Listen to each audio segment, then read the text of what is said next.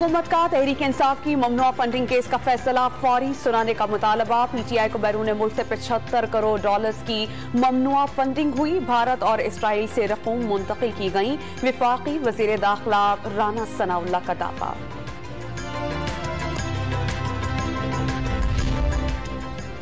सरबराह तहरीक इंसाफ बारिश के बाइस लाहौर ना जा सके। पंजाब काबीना की तश्कील पर वजीर आला परवेज इलाही और मोनस इलाही के साथ वीडियो लिंक पर मुशावरत। वजीर आला ने जनूबी पंजाब में सैलाबी सूरत हाल से आगाह किया।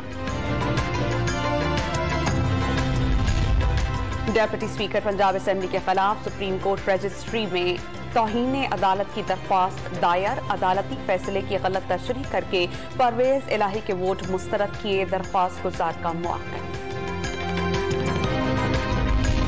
पंजाब में तब्दीली के बाद सियासी सूरत हाल और इमरान खान के बयान ये पर लाहे अमल क्या होगा। पीडीएम का सरबराही इजलास कुछ देर में होगा। मरियम नवाज भी शिरकत के लिए पहुंच गई।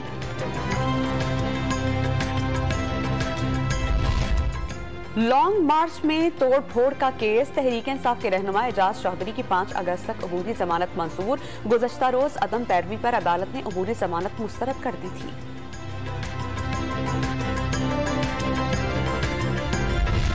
एंटी करप्शन अदालत ने अपोजिशन लीडर सिंध हलीम आदिल शेख को रिहा करने का हुक्म दे दिया।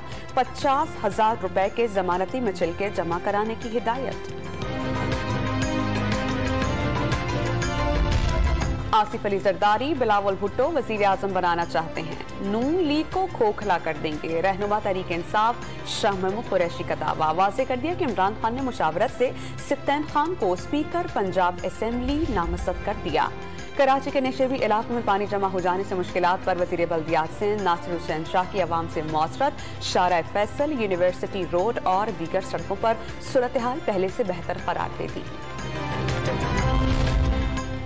भारत ने दरियाए चनाब में पानी छोड़ दिया। हेडमराला के मकाम पर दरमियाने दर्जे का सैलाब। पानी का बहाव 2,17,000 क्यूसेक तक जा पहुंचा। दरियाए सिंध और रावी में सैलाबी सूरत हाल।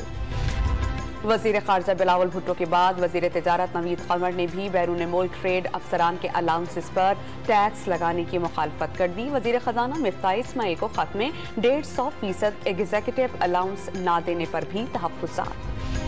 और श्रीलंका के खिलाफ 2 मैचेस की सीरीज बराबर। पाकिस्तान क्रिकेट टीम वतन वापसी के लिए गाल से कोलंबो रवाना। स्क्वाड के अरकान मालदीव्स और दुबई के रास्ते कल पाकिस्तान पहुंचेंगे।